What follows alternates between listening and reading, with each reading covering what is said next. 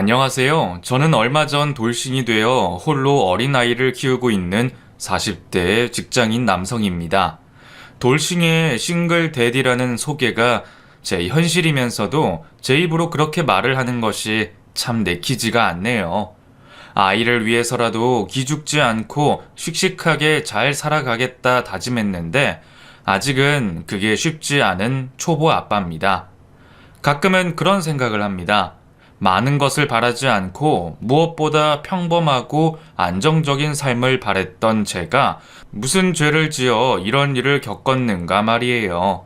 물론 그게 제 잘못이 아니라는 걸 알고 있으면서도 제 선택으로 이루어진 결혼과 이혼이라는 생각에 자책을 하지 않을 수가 없습니다. 그래도 혼자 아이 데리고 살기 팍팍한 상황에 가끔은 남들에게 위로를 듣고 싶기도 하네요. 그래서 오늘 이렇게 제 사연을 보내보고자 합니다. 저는 보통의 사람들처럼 평범한 집안에서 외아들로 태어났습니다. 제가 말하는 보통이라는 게 사람들마다 다르게 생각하겠지만 집안 형편이나 상황이 평범했다는 의미입니다. 장사를 하시던 부모님 밑에서 외동아들로 사랑을 독차지했던 저는 덕분에 모자람 없이 평범한 환경에서 자라게 되었지만 바쁘신 부모님의 형제가 없어 혼자인 시간이 많았어요. 부모님께선 외아들인 제가 혼자 외로울까 걱정이 되셨는지 일찍부터 학원을 보내주셨습니다.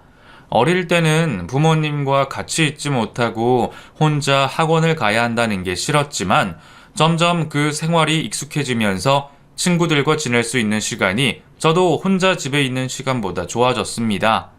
부모님은 주중할 것 없이 늘 바쁘셨기에 주말이나 학원 쉬는 날이 오면 혼자 아무도 없는 집안에 있는 게 많이 외로웠어요. 명절을 제외하고는 남들 쉬는 날이 더 바쁘셨던 부모님께서는 다른 친구들의 부모님처럼 주말에 놀이동산이나 여행 한번 가시기 힘들었고 그 시간을 혼자 보내야 하는 저에게 많이 미안해 하셨습니다. 그러다 보니 어렸을 때부터 전 가족이라는 의미에 집착을 많이 했던 것 같습니다. 욕심도 별로 없어서 큰 꿈은 없었지만 꼭 결혼해서 아이는 둘 이상 낳고 살아야겠다는 생각을 품고 살았죠. 저희 부모님께서도 장사를 하시면서 어쩔 수 없이 생기는 애로사항 때문인지 아들인 저는 남들처럼 평범하고 안정적이게 살기를 바라셨습니다. 두 분은 형편 때문에 어쩔 수 없이 장사를 하며 사셔야 했지만 자식만큼은 모자람 없이 배워서 회사를 들어가길 바라셨죠. 흔히 월급쟁이라고 이야기하는 회사원이나 공무원처럼 안정적인 직업을 가지길 바라셨어요. 저 또한 부모님께 어릴 때부터 그런 이야기를 듣고 자라서인지 아니면 제 무던한 성격과 어린 시절의 경험 때문인지는 몰라도 일찍이 안정적인 삶과 직업을 꿈꾸었습니다. 유년기를 지나 학교를 다닐 때도 항상 남들 눈에 튀지 않을 정도로 생활했고 공부 또한 남들에 비해서 너무 뒤처지지도 앞서가지도 않을 정도로 해왔었죠. 그리고 12년간의 학교 생활 기록부에는 항상 회사원이나 공무원이라는 안정적인 장래 희망을 적어냈습니다. 남들은 큰 포부도 꿈도 없는 저를 비웃을지 모르겠지만 저는 가장 현실적이고 평범한 삶이 무엇보다 쉽지 않다는 걸 어릴 때부터 알았던 것 같아요. 그렇게 수능을 치르게 된 저는 운이 좋았는지 아니면 꾸준히 노력해온 덕분인 건지 서울 소재의 모 대학에 입학할 수 있었습니다. 다들 부러워하는 명문대학은 아니었지만 그래도 서울에 있는 학교를 들어가게 된 대학 생활도 저에겐 이전과 다른 점이 없었습니다. 물론 성인이라는 자유로움은 있었지만 결국 이 과정도 평범한 사회 구성원으로 되기 위한 한 부분일 뿐이었죠. 다만 얼마나 다양한 사람들이 다른 생각을 가지고 생활하는지는 알 수 있었습니다. 고등학교 시절은 대학 입학이라는 공통의 목표로 생활하다 보니 잘 몰랐는데 대학 친구들과 술자리에선 다양한 목표를 들을 수 있었죠. 목표라 해서 거창한 것은 아니었지만 제가 듣기에는 너무 현실과 동떨어진 이야기였어요. 땅값이 비싼 좋은 아파트에서 살고 싶다던가 비싼 외제차를 몰고 싶다던가, 당시로는 꿈꾸기 어려운 일들을 말이죠. 이제 막 20대라면 생각할 수 있는 상상도 그때 저에게는 너무 비현실적인 대화라 이상하게 느껴졌습니다. 그때 저의 목표는 회사를 취직할 수 있는 정도의 학점과 자격증을 구비하는 것이었으니 말이죠. 그런 제 말을 듣는 친구들은 저를 이해하지 못했지만 저는 제가 말하는 목표가 가장 어려운 현실이라 생각했습니다. 대학 1학년을 마치고 군대를 갔다 온 저는 여자친구를 만나 연애를 시작할 수 있었습니다. 사실 저는 평범했기 때문인지 여자들한테 그리 인기가 많은 스타일은 아니었습니다. 어릴 때는 뭐라도 대단한 척 굴어야 눈에 들고 그러다 보니 평범하고 안정적인 삶을 바라는 제 성격은 또래 여자들에게 재미없는 사람처럼 비춰졌겠죠. 하지만 지연이는 달랐습니다.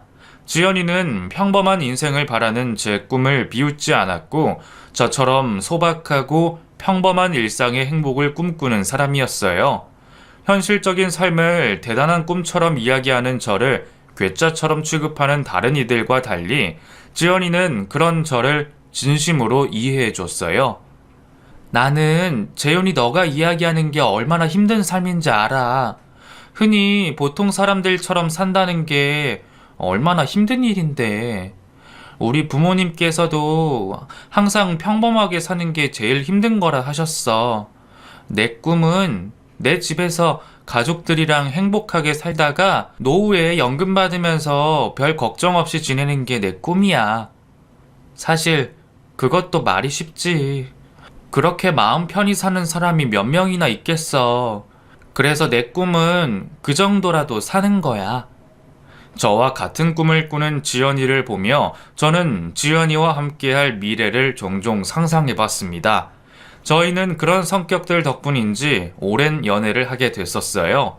연애하면서 크게 싸우는 일도 없었고 혹시나 의견 차이가 있더라도 서로 얘기를 들어주며 조율을 해나가게 되었죠. 대학을 졸업하고 취직을 하게 되면서 우리는 서로 말을 하지 않아도 자연스럽게 결혼까지 생각하게 됐었습니다. 그리고 당연히 결혼을 하기 위해 돈을 모으기 바빴습니다. 사실 제 주변만 해도 그렇게 열심히 돈 모으는 친구들은 별로 없었습니다.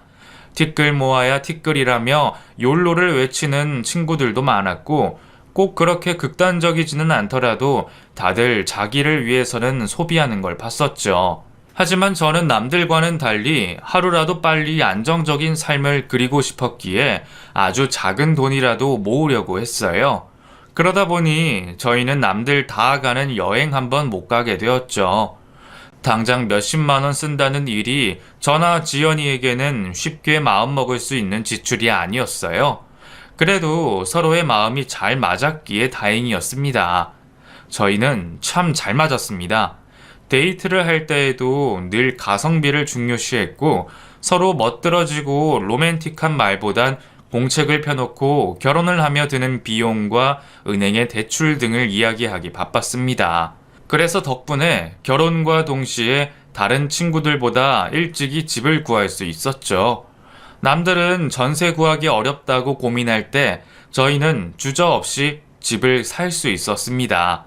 물론 대출은 평생 갚아야 할지 모르겠지만 남의 집에 얹혀 사는 것과는 차원이 다른 일이었죠. 어린 시절부터 제가 바라고 원해왔던 안정적인 직장과 가정을 가지게 된 전 그 모든 일상이 행복했고 아무런 일 없이 이 모습을 계속 유지하기만을 바랬습니다. 아침에 일어나 출근을 하고 업무에 치이다 퇴근을 해서 아내와 오늘 있었던 하루를 이야기하며 함께 식사를 하고 TV를 보다 잠자리에 드는 별것 없는 그 일상들이 전 더할 나위 없이 너무 행복했습니다. 그러는 사이 결혼 생활을 시작한 지도 벌써 2년이라는 시간이 흘렀고 저는 아내와 함께하는 생활에 제법 익숙해졌습니다. 익숙함과 편안함이 좋았던 저는 아무 일 없는 일상이 안락했고 좋았습니다. 연애 때부터 한 방향을 보고 왔던 우리 두 사람이었기에 저는 당연히 아내도 저처럼 행복할 거라 생각했는데 제가 무엇을 놓친 건지 아내의 생각은 달랐나 봅니다. 결혼 2년 차 권태기가 왔던 걸까요? 아내는 언젠가부터 점점 평범한 이 일상이 지겨워지기 시작했는지 사소한 것에서부터 점점 짜증을 내기 시작했어요. 제게는 아무 불만이 없던 것들이 아내에게는 불만거리가 된다는 사실이 충격적이기도 했습니다. 남들은 이해하지 못하고 몰라줘도 내 아내만큼은 아닐 거라 생각했는데 언젠가부터 그 평화로운 일상을 실증내기 시작했어요. 결국 저는 아내의 기분을 전환시켜주려 노력을 하게 되었습니다. 매번 반복되는 일상이 지겹다는 아내를 위해서 처음으로 깜짝 이벤트도 해보고 큰 돈을 써가며 명품도 사주어 봤어요. 요즘 유행이라는 캠핑 장비를 빌려 캠핑장도 가보고 차박이라는 것도 해보면서 아내에게 일상의 재충전을 해주려고 노력했죠. 사실 지겹다 말하는 아내에게 미안하다라는 생각도 많이 들었습니다. 그래서 더 아낄 생각도 하지 않고 여행도 다니고 선물도 해봤지만 제 노력에도 불구하고 아내의 기분은 좀처럼 나아지지 않았습니다. 시간이 흐를수록 견디기 힘들어했고 점점 더 저와 같이 사는 결혼 생활을 지겨워하는 듯 했어요. 대놓고 그런 말을 한 것은 아니지만 누구 집 남편은 뭘 사줬다, 어딜 데려갔다 그런 비교들을 시작하는 것을 보니 아내도 많이 달라졌구나 싶었던 거죠. 언제는 자기 분수에 맞게 사는 것이 행복하다던 아내였는데 비교를 하기 시작한 아내는 많이 우울해 보였습니다. 그러던 중 아내는 갑작스레 저에게 한 제안을 해왔어요. 나 회사 휴직하고 싶어. 당신이 노력한다는 것도 알고 나 스스로도 새롭게 생각을 전환하려고 했는데 아무래도 내가 그동안 일에 치여서 스트레스가 많이 쌓인 듯해. 아니 어쩌면 취직하고 얼마 안 있어서 곧바로 하게 된 결혼까지 너무 부담이 되었을지 몰라. 사실 당신이나 나나 대학 입학 후에 한 번도 쉰 적 없었잖아. 당신이야 일하고 돈 모으는 게 좋다지만 나는 이제 좀 버거워. 그래서 몇 개월만이라도 좀 쉬면 어떨까 해서. 아내는 많이 지친 듯 했습니다. 아내가 많이 달라진 것도 그렇고 자기 입으로 휴직까지 말하며 그런 얘기까지 하는 걸 보니 상태가 생각보다 심각하다는 생각이 들었죠. 뭐 현대 사회에 다들 바쁘게 사는 건 매한가지겠지만 아내나 저나 그동안 쉴 틈 없이 달려온 것도 사실이니 말이에요. 그래서 아내가 걱정되는 마음에 휴직을 흔쾌히 동의하기는 하였지만 어쩔 수 없게도 고민되는 일이기는 했습니다. 매달 드는 대출 이자와 상환 금액에 생활비까지 하면 저 혼자 돈을 벌어오는 걸로는 벅찼으니 말이죠. 하지만 이전 아내의 모습을 보면서 이번 휴직을 새롭게 자신을 정리할 수 있는 기회로 삼길 바랬습니다. 많이 과부하되어 보이는 아내에게 지금의 휴직 시간이 많이 도움이 될 거라 생각했어요. 그렇게 아내의 휴직 생활이 시작되었죠. 당신 왔어? 차 많이 막히지? 일한다고 고생했어. 얼른 씻고 와서 앉아. 저녁 식사 거의 다 됐으니까. 오늘은 당신 좋아하는 제육볶음이랑 된장찌개야. 맛있겠지? 돈 걱정은 어쩔 수 없었지만 처음에는 아내의 휴직이 제게도 참 좋았습니다. 그동안 어쩔 수 없이 아내 걱정에 비위 맞추느라 저도 꽤 스트레스였는데 일을 쉬며 집에 있는 아내는 살림에 식사까지 차려주며 늘 웃는 얼굴로 저를 반겨줬거든요.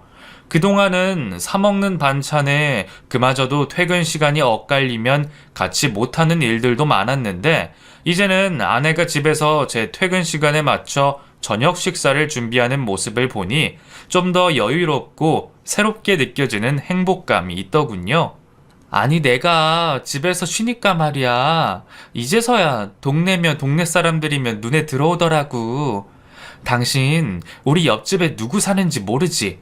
세상에 알고 보니까 나 중학교 때 선생님 따님이신 거야. 정말 세상 좁지 않아? 누구랑 많이 닮았다 생각했는데 오늘 장 보고 집에 오는 길에 만나서 이야기하다 보니까 알았지 뭐야. 그리고 우리 동네도 문제가 좀 있더라고. 왜, 그 경비실에 에어컨 말이야. 그거 사용하는 거 가지고 말이 많은가 봐. 사실, 그거 하루 종일 써봐야 얼마나 나온다고. 다른 주민들도 생각은 비슷한데, 동 대표들이 자기 마음대로 주민들 의견 참작을 안 하나 봐. 내가 쉬는 시간에 좀 바꿀 수 있는 건 해봐야겠어. 당신 요즘 정말 생기 있어진 거 알아? 당신 벌써 이런 모습 보니까 내가 마음이 더 편해지네. 앞으로도 얼마나 더 생기 있어지려고 하는지 기대된다. 둘 다 직장인이다 보니 퇴근 후 식사를 하며 이야기하던 것들은 죄다 회사 일과 직장 동료들 일이었어요. 그런데 휴직을 한 지 얼마 안 된 아내가 이전 우리 부부 사이에서는 이야기할 수 없던 주제를 가지고 와 대화를 하는 게 신기했고 좋았습니다. 그리고 이 잠깐 동안 사람이 바뀐 모습을 보니 아내가 휴직하기를 정말 잘했구나 라고 생각하게 되었죠. 변화된 아내의 모습을 보면 앞으로의 생활이 더 기대가 됐었어요. 아내는 제 기대처럼 하루하루가 생기 있어졌고 이처럼 밝고 긍정적이던 아내로 변하고 있었습니다. 취미도 많이 가지게 된 아내는 몸도 내면도 잘 회복되어 가는 모습을 보여줬어요. 아내의 휴직으로 제가 부담해야 하는 다른 부분은 커졌지만 아내의 변화되는 모습을 보면서 충분히 감수하고 만족할 수 있었죠. 평범하고 안정적인 가정을 바란다면 무엇보다 아내의 행복이 우선이었으니 말입니다. 그렇게 시간이 지나면서 모든 것이 나아질 거라 생각한 저는 얼마 뒤 전혀 다른 문제를 마주하게 되었습니다. 처음에는 집에 있게 된 아내가 살림도 잘하고 저를 참 많이 챙겨줬습니다. 그런 모습을 보다 보니 나중에 아이가 태어나 아내가 집에 있게 되더라도 좋겠다 싶은 생각이 들었죠. 그런데 언제부터인가 점점 집안일을 소홀히 하던 아내는 어느 날을 기점으로 해서 완전히 집안일을 놓은 것처럼 보였어요. 전에도 가사 분담을 하던 전 결국 적지 않게 불만을 가질 수밖에 없는 상황이 되었죠. 당신 먼저 와 있었네? 나 운동 조금만 더 한다는 게 이렇게 늦어질 줄 몰랐어. 미안. 밥은 먹었어? 당신 여기 좀 와봐. 나 할 말 있어. 잠깐만. 나 내일 동네 같이 모임하는 사람들이랑 계획서 짜야 해서. 당신 정말 해도 해도 너무한 거 아니야? 깜짝이야. 왜 그래 당신? 내가 뭘 어쨌다고. 내가 나 혼자 일한다고 유세 떠는 것처럼 보일까봐 여태 말을 안 했는데 그래도 이건 너무한 거 아니야? 적어도 당신이 먹은 건 치웠어야지. 아무리 취미생활 한다고 바빠도 간단한 집안 정리 정도는 해야 하지 않아? 이런 것도 내가 퇴근해서 해야 하는 거야? 나도 집 와서 당신 도와줄 수 있어. 근데 이건 너무하잖아. 당신 하루 종일 놀러만 다니는 것도 아니고 요즘 집안일에 너무 소홀해진 거 아니야? 내가 퇴근하고 밀린 집안일까지 해야겠어? 내가 퇴근하고 당신 뒷일까지 치워줘야 하냐고? 무슨 말을 그렇게 해? 내가 뭐 며칠이나 그랬다고. 그리고 내가 미안하다고 이야기하잖아. 좋게 이야기하면 될걸 꼭 이렇게 분란 만들어야 하는 거야? 내가 잘못한 건 맞으니까 앞으론 이런 일 없도록 할게. 근데 당신은 내가 이전처럼 우울해 있었으면 좋겠어? 이제 복직도 얼마 안 남았는데 남은 기간 나를 위해서 좀 더 도와주고 이해해주면 안 돼? 제가 참다 못해 얘기를 꺼냈지만 아내는 그런 제 마음을 이해해주지 않았습니다. 오히려 저를 옹졸한 남편 취급을 했죠. 그때 저는 바보처럼 아내의 말과 생각을 이해하려고 했습니다.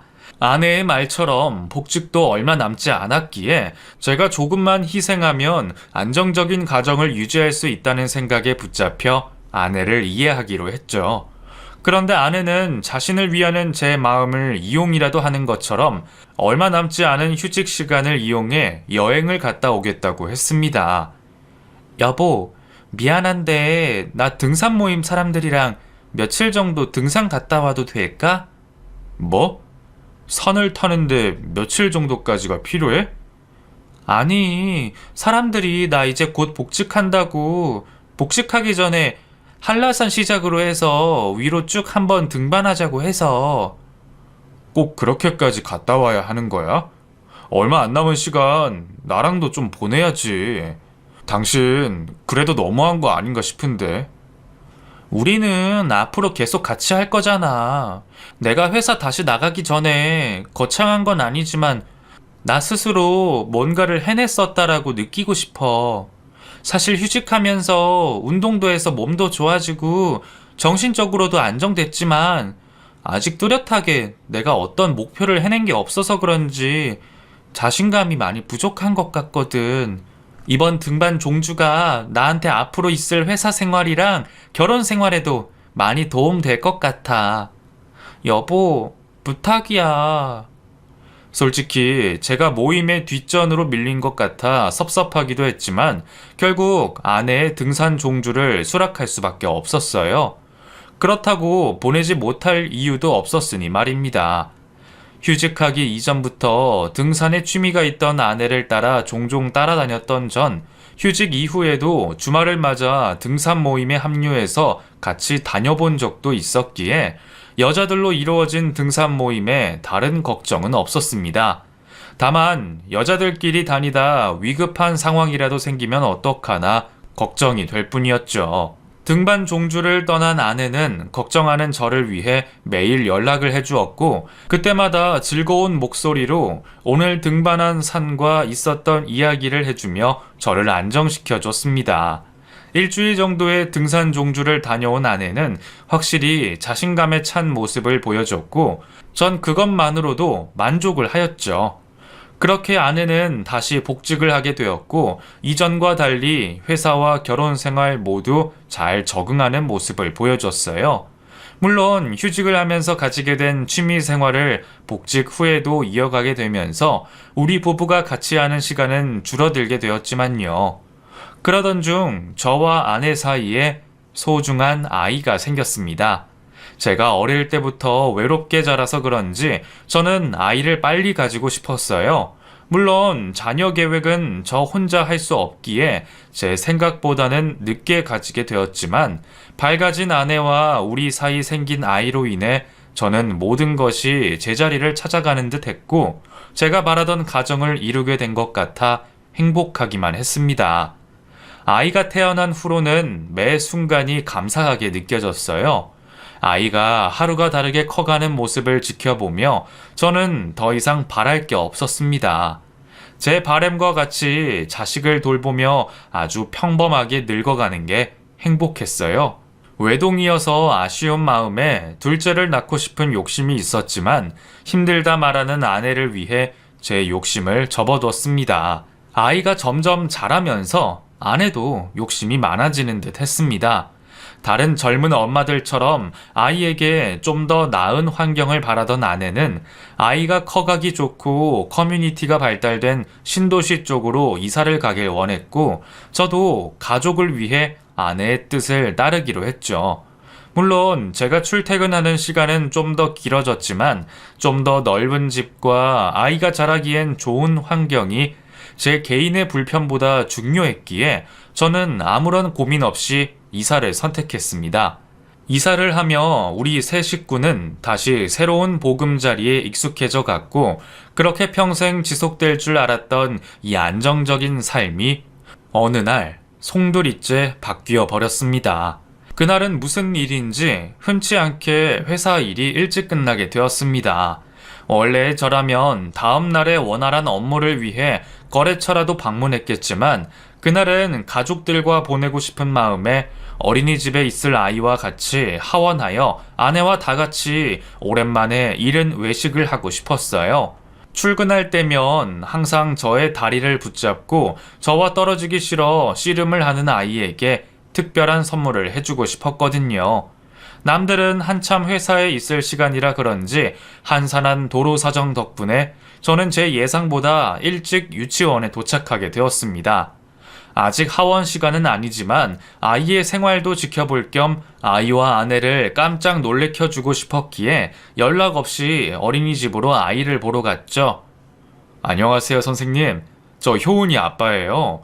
기억하시죠? 오늘은 제가 효은이 데리러 왔는데요. 아, 안녕하세요, 효은이 아버님. 어머, 그런데 집에 연락이 안 되셨나요? 네? 무슨 연락 말씀이세요? 오늘 효은이 삼촌이 집에 데려갔어요. 그 어머님이 확인도 해주셨는데 외아들인 저에게는 효은이에게 삼촌이 될 만한 형제도 먼 친척도 없었습니다. 여동생뿐인 아내에게도 다른 형제가 없었어요. 그런데 삼촌이 데려갔다는 얘기가 무엇인지 모르겠더군요. 저는 급히 아내에게 전화를 했지만 무슨 일인지 받지 않았습니다. 결국 저는 급하게 차를 몰고 집으로 달려갔죠. 아파트를 도착해 엘리베이터를 기다리는 시간까지 안 좋은 상상들로 머릿속이 채워졌고 마음은 더 급해졌습니다. 그렇게 제가 헐레벌떡하며 급히 현관문을 열자 제 집 거실에서는 이상한 광경이 펼쳐지고 있었어요. 거실에는 아내와 웬 남자가 있었고 아내가 울면서 그 남자에게 용서를 빌고 있었죠. 대체 무슨 상황인지 저는 처음 보는 남자였어요. 뭐야? 효은이는? 여보, 이 사람은 누구야? 당신 누군데 남의 집에 마음대로 들어와 있는 거야? 당신이 효은이 데려간 사람이야? 거실까지 순식간에 들어온 저를 보고 놀랐는지 두 사람은 멍하니 저를 보고 있었습니다. 화를 내며 무슨 일인지 따져 묻는 저에게 아내와 그 남자 모두 머뭇거리며 쉽게 대답을 하지 못하고 있었죠. 당신 뭔데 남의 집 거실에 서 있냐고! 말해! 효은이 당신이 데려간 거야! 당신 계속 아무 말 안 하면 경찰에 무단 침입으로 신고할 거야! 제가 경찰에 신고를 하겠다고 하자 그제서야 아내가 먼저 말을 하기 시작했습니다. 여보, 효은이는 괜찮아. 아무 일 없어. 효은이 방에 있어. 진정해. 나 때문이야. 내가 사채를 빌렸었는데 돈을 갚지 못해서 저 사람이 여기까지 찾아온 거야. 뭐? 그게 무슨 말이야? 사채라고? 내가 사채를 좀 빌렸었어. 미안해, 여보. 당신은 나중에 나랑 다시 이야기해. 어이, 당신. 내 아내가 말하는 게 사실이야? 근데 당신이 효은이를 왜 데려가? 그거 아동 납치라는 거 몰라? 아내분 말처럼 돈 때문에 왔습니다. 아이 일은 제가 죄송하게 됐지만 아내분이 제 연락을 받지 않아서 어쩔 수 없었어요. 뭐 다시는 이런 일 없게 하겠습니다만 아내분과 저 사이에 아직 해결해야 할 부분이 있어서요. 닥쳐! 한 번만 더 우리 효은이 건들면 내가 당신 깜빵에 쳐넣든 내 손으로 당신을 묵사발을 만들든 해결할 테니까 우선은 꺼져. 경찰한테 신고하기 전에. 아내가 빌렸다는 돈은 내가 해결해 줄 테니까 내 집에서 당장 꺼져. 평소 화가 없던 제가 아이 문제 앞에서는 물불이 없었습니다. 얼마나 화가 났던지 당장이라도 그놈을 때려주고 싶었죠. 다행히 아이는 무사했기에 폭력까지 사용하진 않았어요. 아내가 저 몰래 사채를 빌린 것도 아이가 엮여 이 난리가 난 것도 이해가 되지 않았지만 우선은 아내의 사정을 들어봐야 했습니다. 결국 저는 돈을 갚아주겠다고 말하며 사채업자라는 남자를 집 밖으로 쫓아냈습니다. 그리고 주저앉아 울고 있는 아내에게 어떻게 된 일이냐고 물어봤죠. 도대체 무슨 일이야? 대체 당신이 사채를 쓸 일이 뭐가 있어? 내가 이해가 될 수 있게 설명 좀 해줘. 미안해, 여보. 아까 말한 게 전부야. 내가 돈이 필요했는데 우리 집 가게 사정 뻔히 아니까 당신한테 말을 못하겠더라고. 그래서 잠시만 빌려 쓰고 갚는다는 게 점점 액수가 커졌어. 감당을 못하겠어서 연락을 피했더니 이렇게 찾아온 거야. 나도 집까지 찾아올 줄도 몰랐고 효은이 어린이집까지 알아내서 협박할 줄은 꿈에도 상상 못했어. 미안. 내가 다 버린 일이니까 내가 알아서 해결할게. 당신한테 걱정하게 만들어서 미안해. 당신 이야기 들으면서도 사실 이해가 되질 않는다. 당신이 사채까지 쓰면서 돈 쓸 일이 어디 있다고. 우선은 이런 일 다시는 없어야 하니까 저 사채업자한테 빌린 돈이 얼마야? 그거부터 해결하고 당신 이야기 더 들어보자. 아니야. 내가 알아서 해결할게. 당신 걱정시키게 한 것도 미안한데 내가 빌린 걸 당신이 갚게 할 수는 없지. 내가 친정에 빌려서 조금씩 갚더라도 알아서 할 테니 신경 쓰지 마. 다시는 이런 일 없도록 할게. 그거 가지고 친정에 말하는 게 더 걱정 끼치는 거야. 얼른 알려줘. 하루라도 빨리 이런 일 잊고 싶으니까. 당신 통장으로 돈 받은 거야? 응? 응. 그럼 내가 통장 내역 보고 계산할게. 저 사람 계좌번호 알려줘. 말도 없이 그런 상황을 만든 아내에게 화가 났지만 그렇다고 제가 아내를 모른 척할 수는 없었습니다. 저와 아내가 만든 이 행복을 다른 누군가가 침입하여 깨버리는 게 놔둘 수 없었기에 화를 내는 건 나중 일이고 당장 그 상황을 해결하려 했죠. 아내는 계속 알아서 하겠다고 했지만 그 사람이 아이까지 볼모로 삼아 집까지 쳐들어온 마당에 제가 가만히 두고 봐 그런 일이 두 번 다시는 생기게 할 수 없었어요. 그리고 아내의 잘못도 결국은 제 불찰이니 가장인 제가 해결해야 했고요. 그렇게 저는 거의 반강제로 아내의 통장을 확인하게 되었고 그렇게 보게 된 아내의 통장에서 이상한 점을 느끼게 되었습니다. 사채로 빌렸다는 돈이 제 생각보다 그리 크지 않은 돈이었어요. 애까지 데려가는 걸 보면 못해도 몇 천만 원은 될 줄 알았는데 여러 번에 걸쳐서 다 해봤자 고작 1,000만 원도 안 되는 비용을 빌렸다는 게 이해가 되지 않았고 무엇보다 아내가 돈을 빌리기 시작한 시점부터 지금까지 그 빌린 돈을 사용했을 만한 게 없었어요. 아내가 명품을 두르고 다니는 걸 본 적도 없었고 새로 들인 가전제품이나 하다못해 효은이에게 새로 생긴 고가의 물건도 없었죠. 당신 겨우 이 금액 때문에 사채까지 빌린 거야? 이 정도면 아예 나한테 이야기를 하지. 내가 이 돈 못 주는 것도 아니고. 아니 근데 대체 돈을 어디다가 쓴 거야? 한 번에 큰 금액도 아니고 몇 달 동안 이렇게 조금씩 계속 들어온 거면 목돈이 필요한 것도 아닌 것 같은데 대체 어디다가 썼어? 솔직히 말해봐. 응? 아, 그게 그냥 이것저것 쓰다 보니까. 사실대로 이야기해줘야지. 설마 내가 모르는 다른 사실이라도 있어? 아니, 당신 모르게 뭐가 있겠어. 그냥 다른 사람들이랑 사용했어. 그러니까 정확히 어디? 당신이 어디에 필요한지 알아야 내가 나중에 돈을 따로 주던가 하잖아. 아니면 누구 빌려주기라도 한 거야? 맞아. 내가 아는 엄마한테 빌려줬어. 생활비라고 해서 같이 아이 키우는 엄마 입장에서 걱정돼서 빌려줬는데 그 여자가 연락이 안 돼. 집도 이사 갔고. 사채까지 이용해 빌린 돈의 사용처를 정확히 이야기 못하며 횡설수설하는 아내를 보게 된 저는 아내를 의심하지 않을 수가 없었습니다.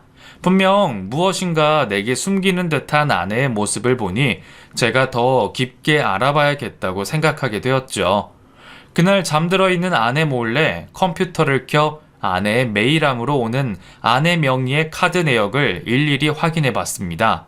분명 뭘 하고 다녔으면 흔적이 남을 거라 생각했으니까요. 그런데 제가 잘못 생각했는지 딱히 의심할 만한 사용 내역은 없었어요. 그러다 이상한 점을 찾게 되었죠. 아내가 동네도 아니고 친정도 아니고 전혀 뜻밖의 동네에서 꾸준히 카드를 사용한 내역을 확인하게 된 겁니다. 그 내역을 확인하고 저는 그 이전의 카드 내역을 확인하게 되었고 결국 아내의 외도의 흔적들을 확인하게 되었습니다. 대담하게도 자기 명의의 카드로 숙박업소까지 결제한 것을 확인한 전 아내와 사채업자라던 그 두 사람의 관계에 확신을 가지게 되었습니다. 확실하게 알 수는 없었지만 아내가 휴직을 하고 나서부터 외도가 시작되었던 것 같습니다. 그게 벌써 효은이가 태어나기 전이었으니 그럼 몇 년 동안 저를 철저하게 속여온 거죠. 지금까지 제가 우리 가정을 지켜오려고 얼마나 노력했는지 아내도 알 겁니다. 저는 아내와 아이가 제 세상의 전부였어요. 그래서 남들 다 하는 취미생활 하나 없이 제 용돈까지 가족들에게 써왔고, 어쩌면 보통의 남편과 아빠들보다 훨씬 더 가정을 위해서 노력하려고 했습니다. 저 스스로도 제가 희생하는 부분을 알고 있었지만 덕분에 가족을 위할 수 있다는 생각에 행복하기도 했습니다. 그런데 외도라뇨? 다른 사람도 아닌 가장 믿어왔던 제 아내 때문에 제 노력이 물거품이 되었던 겁니다. 당장 이혼을 하고 싶었지만 저에게는 그동안 아내가 저지른 불륜의 증거가 하나도 없었습니다. 이미 너무 오래된 카드 내역이 증거로 쓰일 거라 생각되지 않았어요. 결국 고민으로 밤을 샌 전 회사에서도 집중을 할 수 없었고 점심 식사도 거른 채 회사 밖에서 넋을 놓고 있었죠. 그때 문득 사채업자가 했던 말이 생각이 났어요. 아내에게 연락을 취했지만 받지 않았다는 말이요. 그걸 찾으면 흔적을 잡을 수 있을 거라는 생각에 저는 아내와 아이를 처가로 보내고 증거를 찾기로 했습니다. 평소에는 아내의 핸드폰에 이상한 것이 없었기에 분명 다른 핸드폰이 있을 거라 생각했고, 그런 저의 예상은 정확히 맞아떨어졌습니다. 하루 종일 집을 뒤지다 아내의 또 다른 핸드폰을 찾게 되었습니다. 얼마나 꽁꽁 숨겨뒀는지 제가 절대로 찾을 수 없는 곳에 있더군요. 주방 한쪽 구석 자리 잡은 핸드폰을 찾아내 저는 핸드폰을 샅샅이 뒤졌습니다. 그곳에는 지금까지 불륜남과 나눈 메시지로 가득했어요. 차마 이곳에 말을 할 수도 없는 애정 행각들이 담겨 있었죠. 자기들끼리 셀카에 못 볼 꼴까지 다 찍어둔 것을 보니 자기들은 로맨스라 생각했던 모양입니다. 거기다 불륜남인 상대방도 유부남이더군요. 그래서 제가 그 둘을 처음 마주하게 된 날 경찰을 부르기 꺼려했던 것 같습니다. 저는 그 핸드폰을 가지고 바로 이혼 전문 변호사에게 찾아가게 되었습니다. 이혼 변호사는 저에게 해당 메시지와 전화 내역, 핸드폰 데이터 전부를 동영상으로 모두 기록하고 통장 내역도 모두 확보해 놓으라고 말해줬죠. 그렇게 이혼 변호사의 조언으로 증거를 하나둘씩 모으게 되었고, 충분한 증거가 모인 전 그제서야 이혼 소송을 했습니다. 이혼을 결정한 날 저는 아내에게 외식을 하자 말하며 아이를 저희 부모님에게 맡기고 나왔습니다. 그리고 외식에 기대를 하며 화장을 하는 아내에게 이혼 서류를 집어 던졌죠. 뻔뻔하게도 지금까지 날 잘도 속여왔더라. 무슨 말이야? 이혼 소장? 이건 도대체 뭐야? 끝까지 모른 척 하기니? 당신이 말한 사채업자 내가 누군지 모를 것 같아? 여보, 당신이 어떻게... 미안해 여보. 근데 그 남자랑 끝난 지 오래야. 당신이 오해하는 거야. 그날도 내가 자기를 안 만나주니까 효은이 데리고 협박하려고 찾아온 거라고. 잠깐 실수한 거라고. 실수? 하룻밤의 실수면 나도 어떻게 이해도 해보고 살아보려고 노력하겠어. 당신은 몇 년간 나를 속여온 거잖아. 그게 어떻게 실수야? 내가 다 설명할게. 맞아. 당신 말처럼 몇 년 동안 만난 것도 맞아. 휴직하고 나서 운동하다가 만나게 됐었어. 매일 쳇바퀴처럼 도는 내 인생이 너무 지겨웠는데 그때는 당신 몰래 누군가를 만나는 게 스릴처럼 자극적으로 느껴졌어. 잘못된 행동인 것도 알았지만 나는 그렇게 해서라도 당신이랑 결혼 생활을 유지하고 싶었어. 정말이야. 그 남자를 마음에 품어본 적도 없다고. 그리고 효은이가 생기고 나서 내가 그렇게 행동하면 안 된다고 생각이 들었어. 그래서 그 남자 연락도 받지 않았고, 그래서 그 사람 피해서 이곳으로 이사 오자고 한 거야. 그렇게 연락이 끊기고 다 해결됐다고 생각했는데 그 사람이 나를 협박하려고 효은이를 데려간 거야. 그제서야 내가 그날 남자를 만나게 된 거고. 그날 이후로 연락을 받긴 했지만 만난 적은 정말 없어. 그때도 그렇고 지금도 내 마음속에는 당신밖에 없어. 정말이야. 날 믿어줘 여보. 너는 지금 그게 말이 된다고 생각해? 나랑 결혼 생활을 유지하려고 바람을 폈다고? 세상 사람들한테 물어봐. 누가 결혼을 유지하려고 바람을 피고 다니나? 마음을 안 주면 그걸로 끝인 거니? 핸드폰이라도 없애고 거짓말을 하지 그랬어. 결국 당신은 아직도 그 사람한테 미련이 있는 거야. 나는 이혼 생각 바뀌지 않을 거고 효은이도 내가 데려가서 키울 테니까 그렇게 알아. 아내는 휴직을 하고 운동하는 곳에서 그 남자를 만나게 되었고 매번 저에겐 모임이나 취미를 한다고 핑계를 둘러대고 남자를 만나왔습니다.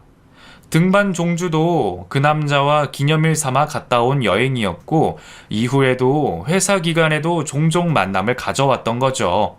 아이를 가지기 전까지 친구 결혼식, 회사 출장 등으로 절 속여왔던 아내는 효은이를 낳고 양심의 가책을 느껴 남자와의 불륜을 끝내려 했지만 남자가 계속해서 집착을 했던 거죠. 남자가 보낸 돈들은 효은이가 자신의 아이가 아니냐며 양육비로 주던 돈이었고 그 돈을 미끼 삼아 만남을 거부하던 아내와 다시 잘해보려는 심산이었나 봅니다. 그 남자를 만나는 기간에도 저를 사랑했다는 말과 저와 결혼 생활을 이어가기 위해 그 남자를 만났다라는 말도 안 되는 이야기를 하며 끝까지 저에게 변명만 하는 그 여자에게 저는 실망했습니다. 그 여자를 알게 된 순간부터 그동안의 모든 일이 후회됐었어요. 저는 이혼 소송을 맡긴 변호사님 의견대로 불륜남에겐 상간소송을, 아내에겐 이혼 소송을 하게 되었습니다. 지금까지 모아온 몇 년간의 외도의 증거들과 아내의 반성하지 않는 모습으로 이혼 소송과 상간 소송 모두 승소할 수 있었어요. 물론 재산 분할에서 결혼 기간 중 아내의 몫이 인정이 되어 일정 부분 나눠야 하는 것은 있었지만 그 여자의 권유로 이사 가게 된 신도시 집값이 몇 배는 오른 덕에 그리 큰 문제는 없었습니다. 어쩌면 저도 덕분에 돈을 좀 벌게 된 셈이네요. 다행히 이미 많은 증거로 정신적 피해 보상 위자료도 받을 수 있게 되었고 혼인 관계도 깔끔하게 정리되었습니다. 유부남이던 불륜남은 제가 한 상간 소송으로 인해 결국 자기 식구들에게도 알려져 부부 관계에서도 문제가 생긴 듯 했고 저에게 몇 번이나 소송을 취하해 달라는 연락이 왔습니다. 몰랐는데 아내가 다니던 헬스장 트레이너였던 남자는 외도 소문으로 인해서 헬스장에서도 잘린 듯 했어요. 그렇게 모든 게 해결되었지만 이혼 과정에서 가장 걱정되었던 부분은 효은이가 제 친딸이 맞을까 하는 걱정이었어요. 하지만 다행히 친자 검사까지 받은 결과 제 친딸이 맞았고 지금은 제가 친권을 가져와 저와 잘 생활하고 있습니다. 그런 일을 겪어보니 인생이 내 바람대로 되지 않는다는 걸 알았습니다. 그래서 너무 안정적인 삶에 집착을 했던 예전과 달리 지금은 마음을 편안하게 먹고 생활하려고 노력 중입니다. 더 이상 새로운 시도와 도전을 두려워하지 않게 된 저는 현재 새로운 인연을 만나고 있는 중이에요. 아직은 서로를 알아가고 있는 중이지만 그 사람은 저에게도 제 아이에게도 다정하고 아픈 상처가 있는 저에게 많은 힘이 되어주는 사람입니다. 이 사람과의 미래가 어떻게 될지는 모르겠지만 두 번 다시 이전과 같은 경험은 하지 않았으면 하네요. 이전 결혼 생활을 교훈 삼아 앞으로는 잘 살아보려 노력해야겠습니다. 감사합니다.